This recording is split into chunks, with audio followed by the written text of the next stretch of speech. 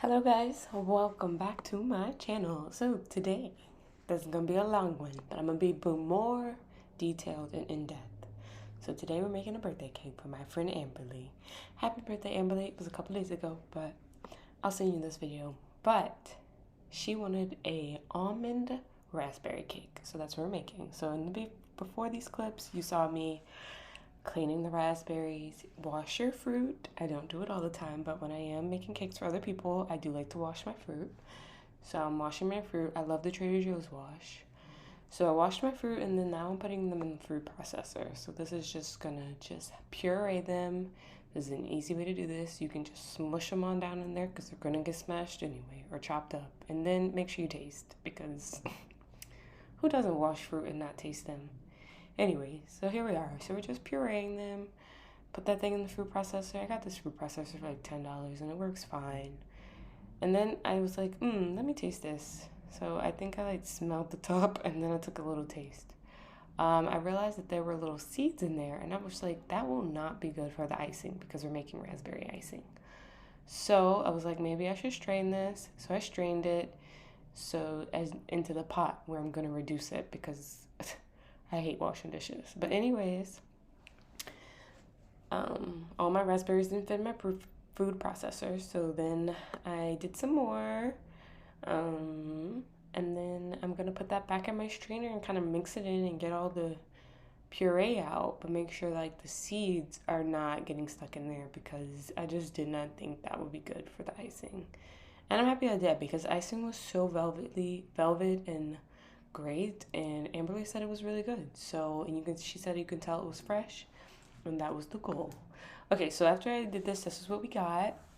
It was very velvety and good, and then we're just gonna reduce this by half. You can just kind of see it. You really didn't get that much, but you really don't need much. So then just put that in a pot and add some lime juice. Sorry, I do remember doing this. I think I added like lime juice before and forgot to show it, so then I pretended to put more lime juice and I put a drop in there. But anyways, add some lime juice and then I think it's on the heat already. And just let that go. This is gonna take a while. Like that took me like 10, 15 minutes, and you just have to really babysit it because it will burn quick. Okay, so just keep there mixing it, making sure nothing's sticking to the bottom because it will stick. So as you can see, like the color changed, like it became so dark. And so you really want that paste to like coats the back of your spatula. I don't know if that's the right utensil to use, but that's what I used, okay? So you're just gonna put that in a little container for it to cool. You want it completely cool. Now I will say that I made this the day before because knew I was gonna have short amount of time to make the cake the next day.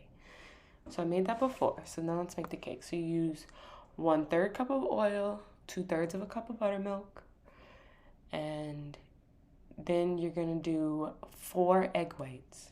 This is important. We're making a white cake, so you don't want to use the egg yolks. So 4 egg whites, okay? You can just do it like that. That's how I do it. I don't know if that's the correct way to do it. And then I just put the egg yolks in a separate bowl. And I was making this cake in the morning. Like it was like almost like 10 a.m. around this time. So I took the egg yolks and made eggs for my husband. So I did add like 1 extra egg in it because I thought it would be like a yolky egg, but it was like an omelet thing, so it was fine. So I just added an extra egg so I have some stuff. Okay, so now we're gonna add my vanilla bean paste. Like I said in the last video, this has been my jam. I love this, and it puts like little vanilla bean seeds in it. So I just think that's such a fun experience. And then that's the almond extract. Okay, not to be confused with almond paste because I did buy that first, and that was not good. So almond extract. Okay, so then I start mixing this, and I'm like, this really does not look right, okay? It just was like not mixing well. I was very confused. And then I looked up and saw that I forgot the sour cream, that it was still sitting on the counter. So that's one of the tricks I like to say. Take all your ingredients out. That way, if you forget something, you'll see it. Like, you'll see it. It'll be right there. And you'll be like, oh, crap, I didn't add that. So I add like a heaping, like 1/3. I don't even know. Like, maybe it's really like, I don't know, like 1.5 thirds. I don't know.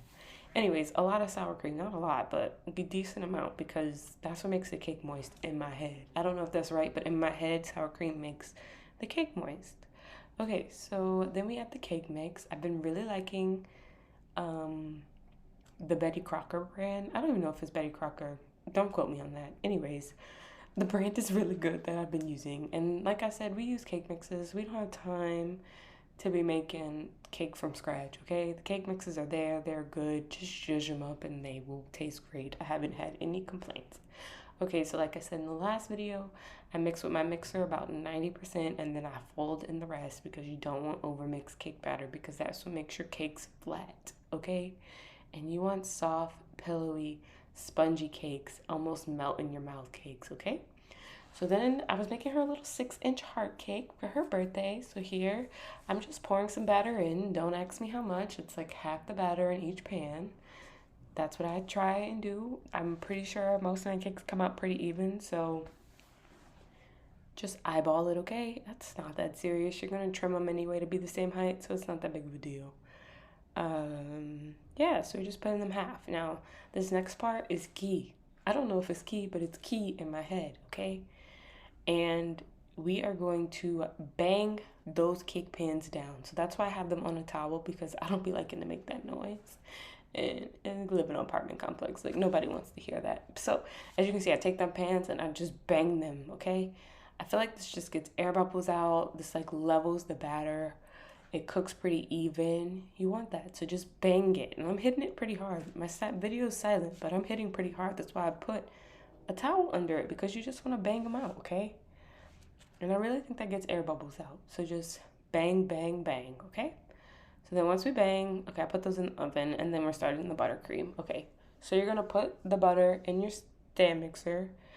I bought a stand mixer because I started making buttercream and I was using my little hand mixer. I didn't use it. I didn't even try it. I just knew it was an excuse for me to buy this stand mixer. But anyways, I added about 3 sticks of butter and you're just gonna turn that thing on with the paddle attachment and let it go. Forget about it. That needs to whip for like 5 minutes and you'll see how it comes out. So then I took my handy dandy Amazon cake leveler. I don't know if that's a word, but the thing that levels out the cake so you don't have to cut it with a knife. Because that's where it gets sticky for me. Cake will be lopsided. And so yeah, we leveled out the cake. The cake was like cool, but it wasn't like cool. It had a little bit of warmth to it. That's why I kept touching it. That's why I touched it because I wanted to see if it was cool in the center. So then, like I said, we're just gonna level up the cakes. And look how nice it comes out. Just take that top off. Bam. Look at that. Just pretty. All right, so you see how I said like that what the butter looked like before? And just keep whipping it. It's going to whip. And you can see here, it's a lighter color. It shouldn't be so yellow anymore, okay? Because you have some air. So then my favorite trick for my buttercream, I don't know if this is right, but I like the way it tastes. I use vanilla paste and vanilla extract. And I'm telling you, I have had multiple compliments on my buttercream. It's so good. So good. All right, so I whipped that some more. Look at that. Look at that buttercream. It almost looks like icing because it's so whipped and so white. So then we're going to add the powdered sugar. So I don't know. I just be eyeing the powdered sugar if I'm honest and keep tasting along the way. I'll know when it gets good, okay? You'll taste it. It won't taste like butter anymore. That's what you want. Don't make it taste like butter. You want it to taste like nice, sugary velvetness. Now, this is a long video that I will say. So I'm sorry in advance if you're tired of hearing my voice, but that's the life, okay? So now we're just going to whip that in and you're just going to keep adding the buttercream. You can not keep adding buttercream. You can keep adding powdered sugar. Now, this is a key point. Scrape your bowl down, okay? Scrape it down. You don't want chunks of powdered sugar in your buttercream. So scrape it down so that it all gets incorporated. Major key. Scrape it down. And I got buttercream right there. Let's see if I get it. I got it. Bam. Okay. So do you see how thick this butter is? Like it's staying on the paddle attachment and not moving. That's what we want, okay? Sticking on the paddle attachment. Now just clean off my little spatula. Now keep whipping. Now this part is pretty funny. I think this is the part, yeah. So I put the butter, I put too much powdered sugar. Bam! Powdered sugar explosion in my face, on my hand, on my stand mixer. Just craziness. So be careful because you'll have a powdered sugar explosion. Okay, so my buttercream was getting a little thick. So I just kind of eye some heavy cream in there, okay? So just eye it. Make sure you're not pouring too much because it will get liquidy quick, okay? So just add little splashes every now and then just to make sure it's fully incorporated. Look at that buttercream. Stick into that, okay? That's what we want. We want it to be thick. You see how it falls off in a chunk? That's what you want. That's what you want, good buttercream, okay? And we want it to be soft, okay? Not too thick, but soft. All right, now we're gonna add our raspberry. So remember that raspberry we made in the beginning? We're just gonna add that. So I added a few tablespoons of what I thought would be nice. Now remember, this is full on raspberry, so you don't need that much. Don't toss the whole thing in there because you really don't need it. And you can use raspberry stuff for everything, any other thing. I like topped mine with some pancakes I made today, and that was really good. So just let that whip on in. And honestly, I was like, this is looking a little pink. I wanted it to be more light pink. So I think I add some more powdered sugar later on. Maybe I don't show it, but yeah, I don't show it. So just scrape that side, make sure it's all incorporated. Buttercream looks great. Now I just have my little piping bag. And I found this is the easiest way for me to fill my cakes because I can just like evenly distribute it and like create a little wall, because when I be trying to spread it out with a spatula, it be going everywhere and I don't like that. So then I'm just piping in it and yeah, filling it up with the buttercream. This was, I mean, honestly, this was probably some of the best icing I've ever made because it was just so delicious with almond. It was really good. Okay, so now I'm just squeezing some more on there, and that just helps me fill it, keep it even. And then I just piped into the holes, I think. I was like, I got some few gaps. Let's add some in the gaps. And personally, I like a lot of icing in between my two cake layers. Like, don't be skimping out on the icing. That's low-key the best part. Okay? I don't want to hear it. That's true. So I just take my spatula and lightly flatten it out, but like obviously don't go over the border that you just made. And I just, yeah, flatten that out, make sure it's pretty even. I think I added another layer because I had some more in the piping bag, and I was like, it's never too much. So just place that top part on, and then, yeah, this is what we're working with so far. Now, some people put this in the refrigerator, but I didn't. I didn't have time for that. This was like, I had to give her that cake today. So I think I added some more buttercream in there, and I'm just trying to push it on out. I'm adding it to the top. Now, I'm still learning how to really get my cake smooth, okay? So if you have any tips, comment them down below if anybody's watching. But if you have any tips, yeah. So just piping that. I'm actually going around where the whole, like where I put more buttercream at, and I'm just like kind of filling the gap so that it's like pretty even, so it'll be easier to scrape. In my head that makes sense, but I don't know if that makes sense out loud. But anyways, yeah, so we're just adding icing all the way around and into the gaps, and then we're going to start scraping in a bit. Now, like I said, I'm still working on getting my cake smooth, so do not come at me. These are cakes of love. Nobody is paying for these cakes, okay? This is just because I want to do it. Now, look how good that icing looks, okay? I just want to say, I got the baking, I don't have the baking down, let me not exaggerate, but I've been making some good cakes. Now, are they pretty? Debatable. Depends on who you ask. But, I mean, they're pretty good, okay? So we're just scraping. My cake board kept slipping off my little thing. And then, I don't know if I mentioned it here, but I just got tired of looking down. I thought it was just so much harder than what it needed to be. So yeah, just scraping. I think the professionals call it a crumb coat, so that's what we're doing. We're just adding a crumb coat. You just want to make sure it's nice. Now I'm just adding a bunch of icing. Oh, this is when I'll lift it up. Okay, so I propped that turntable on a box because it was just too low. I couldn't see. So now we're just scraping, filling in the holes. Like I said, if you have any suggestions on how to get my cake smoother, let me know, okay? We're still working here. So just filling in the holes, filling in the gaps. And then in my head I said, I'm just going to add a bunch of icing. A bunch of icing. And then scrape it to see if that gets it smooth. And it did. It got pretty smooth after that. So maybe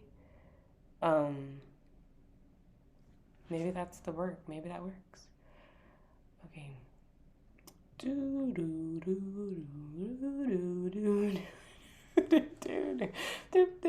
Okay, so I guess this is me scraping with my little Amazon spatula scraper thing. And it looks like, like it's pretty smooth, okay? That's not a bad job. Like, I think this is like my third cake I've made. That's not a bad job, okay?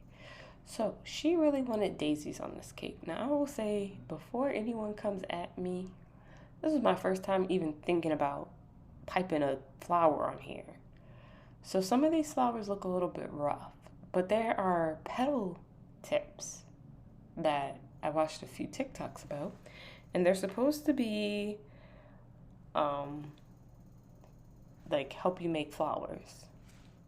And she said if you angle it down and pull up, then it makes little flower daisies. So as you can see, those flowers were looking a little rough, but I was like, okay, it's on the sides. Nobody's gonna be paying attention.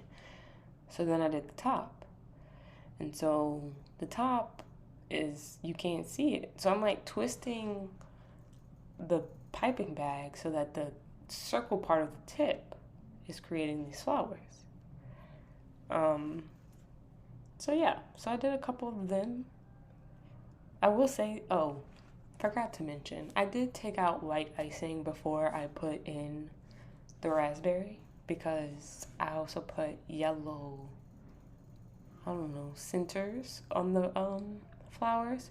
So I took a decent amount of white icing and then I separated the white icing in two spots. So I have white icing and then I colored the other part yellow. I didn't do much for that because we were just doing the centers of the flowers and happy birthday in yellow. So then I was like, okay, this needs a border. The original thought was that it was not going to have a border, but the way it was looking, I was like, this needs a border. So I just piped a little dot border because I already had a dot tip out. So I just piped the dot order, and then I probably should have cleaned up these sides because you'll see that the icing kind of like goes on the side of it, but it was fine. It worked out.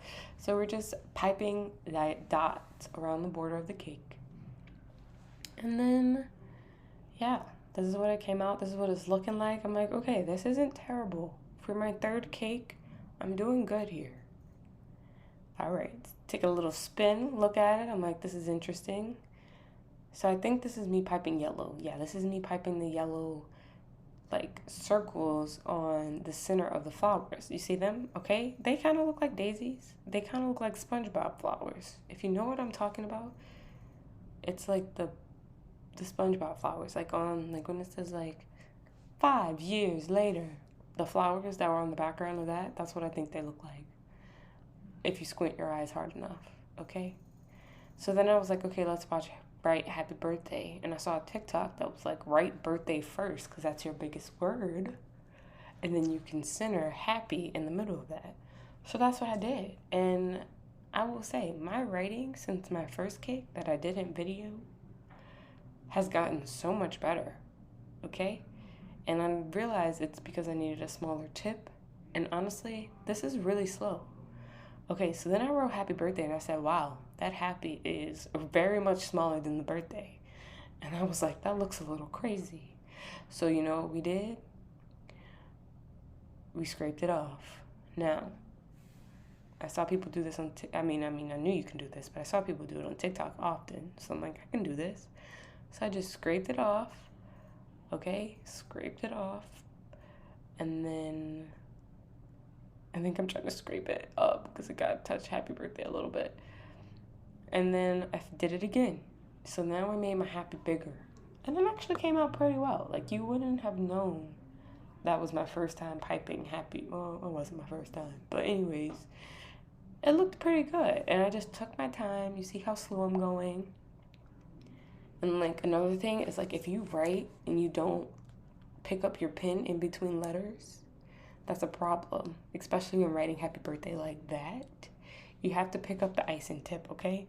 You can't just keep on going. That was my first issue. Because I was trying to write with icing like I write with a pen, and that didn't work out. Okay, so then I was like, okay, I have some more space on the top. Well, let's add some more flowers. And I'm going to show you what the top looked like in the end. There's a picture that I'm going to show. So this is me, like, I think I'm just, like, switching the tip of the icing bag, in which I found out the tip goes on the outside of the bag, not the inside of the bag. That way you can switch out and use the same icing without, you know, having multiple bags. So now I'm just piping some smaller flowers on here. And this is gonna be one in the middle, one on the sides, and like you see that twitching motion? That's me changing the direction of the tip so that the circle part goes out. So yeah, look how nice that's coming out. It was cute, okay? It was cute. She enjoyed it, and that's all that matters. So I'm just piping little flowers on there. Came out cute.